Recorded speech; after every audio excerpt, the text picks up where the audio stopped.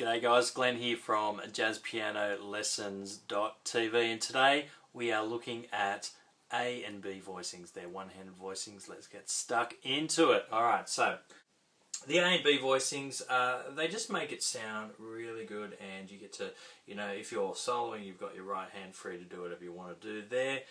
If you're comping someone, so for example, let's just do 2-5-1.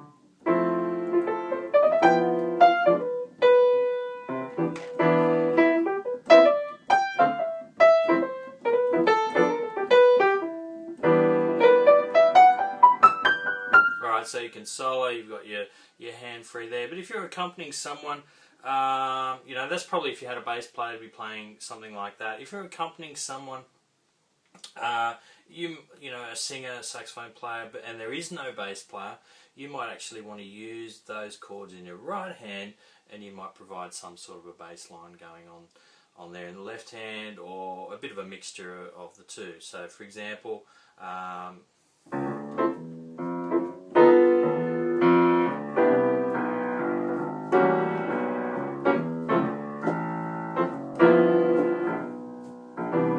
so that's how you do these voicings. Now, I'll show you how to do them now, of course. Obviously, that's probably a bit quick if you're just trying to learn real quickly what are A and B voicings. Here they are.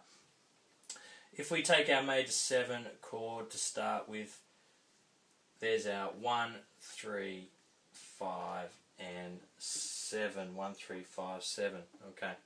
1, 3, 5, and 7. Right, all we're doing here is we're kind of, how we looked at inversions before, we're kind of using an inversion of this chord, and we're taking away this C, and in a way we're putting it up the octave, but instead of using the C, what we're going to do is we're going to use the 9, okay? We're going to use the 9. Now, you might be looking at that chord and you might know a little bit about chord harmony. I'm sure you do, and that's why you're watching these videos. And you'll notice that this is really an E minor 7 chord. Yeah, it is an E minor 7 chord, but we're actually thinking of it as a C chord.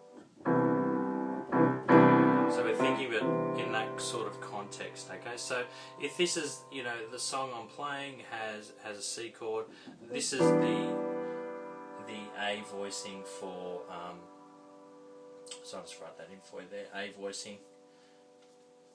That's the A voicing there for C, okay? Now, we're thinking of that because, the chord is C, or whatever, the bass player is probably playing C.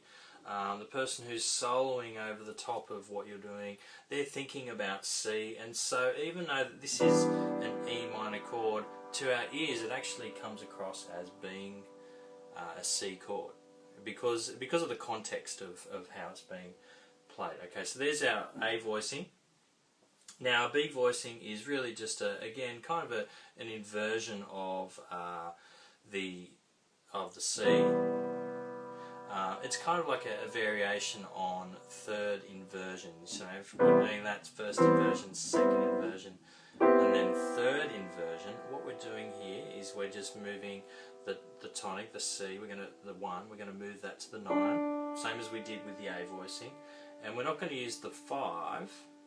We could use the 5, but for this voicing we're going to use the 6th.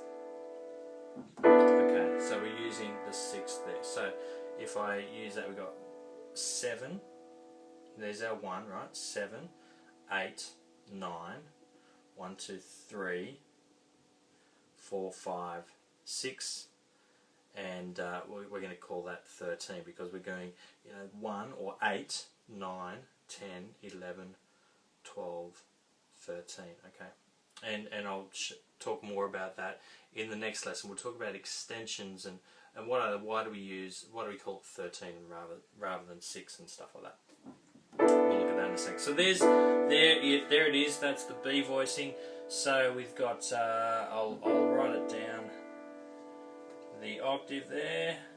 Okay, so we've got 7, 9, 3, and then 6 or 13.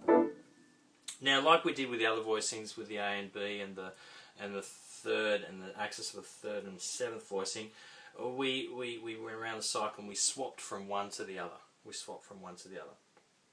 And that's what we want to do again with these voicings. So we're going to do a 2-5-1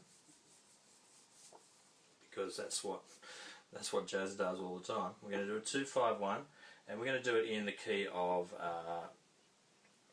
let's do it in the key of F. Okay, so we're going to do it in the key of F, and we're going to do 2-5-1. Now 2 is you might want to use your little ruler kind of if you've made up one like that, and you'll see 2-5-1 there. You might want to do that. Hopefully very soon, if you haven't already, you'll know them completely off by heart. Our 2 is G minor 7. Our 5 is C7, and our 1 is C major 7. Okay, so we're going to start off with the B voicing. So we've got here F, A, and B flat. I'm going to write that in, but if you were in the key of F and you had a key signature, you wouldn't have to worry about that. That would just be standard. Now, there's our 7, 9, 3, and 5 of G minor. Now, this is where it kind of gets really cool when we swap from one to the other. We are going to do nothing except move the F to an E. That's all we're going to do. Okay, there's our G minor, and you'll notice there's no G in there. That's okay. And then we're going to our C7. Okay, one note's changed.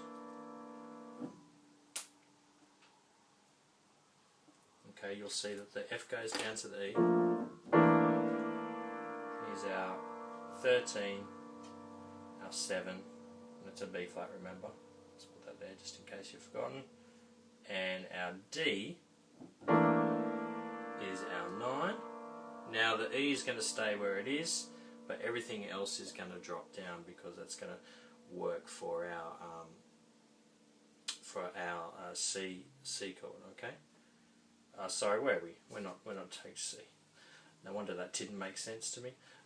We're looking at the F major 7 chord. All right. So we're going to drop down now A to the G, the B flat to the A, and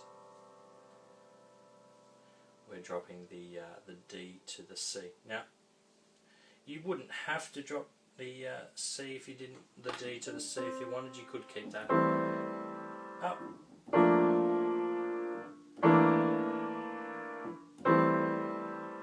Okay, so that's how that works. I would encourage you to work around the cycle of fourths again, working on that. What we're going to do though today is we're going to look at the first 8 bars of Autumn Leaves. Now, if you don't know Autumn Leaves, you need to know it. It is a jazz classic. It's probably been overused and overplayed. And look, there's some. So I hear a lot of jazz musos saying I hate Autumn Leaves, and that's because they've played it so much, possibly, but also that there's a lot of really bad versions of it out there. But really, it is a great song. It is a fantastic song, and there are some incredible versions of it out there. And it's just a song you need to know. Like, it's one of those standards you just need to know. We're going to do it in the key of G minor. So the first chord is, let's just move that over there. Let's write it out really quickly for you.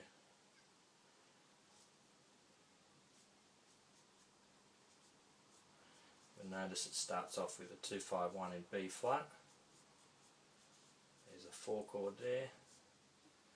We almost have it continuing around the cycle here. But it goes up an augmented fourth rather than a perfect fourth from the E flat. And then we've got our G minor 7 there. There's an extra bar in there as well. That's what we're going to use for Autumn Leaves here. Now we're just going to use these voicings as we go through that. So we're going to start off with a B voicing of C minor 7. Okay. There's C minor 7.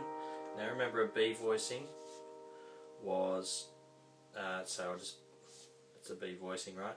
So B voicing is 7, 9, 3, and then 5 or 13. We're going to use the 5 there. Okay, that's our B voicing. So we've got 7, 9, 3, 5. Okay. Then we're going to go to, of course, our A voicing. So there's our B voicing here, C minor 7. Then we're going to go to our A voicing of F7. So we've got, and so the B voicing, the A voicing, 3, 5 or 13, and then 7 and 9. Okay. Now what we're going to do is we're going to use the 13, and all we're going to do is drop the B flat to the A. So this is what we get. Alright, does that make sense? Now we're going to do the same thing here. We're going to use the B voicing going to the A voicing, and we're going to do that. Could do that if we wanted to, but I want to actually hear that B flat. Here's our A half diminished or minor 7 flat 5 chord.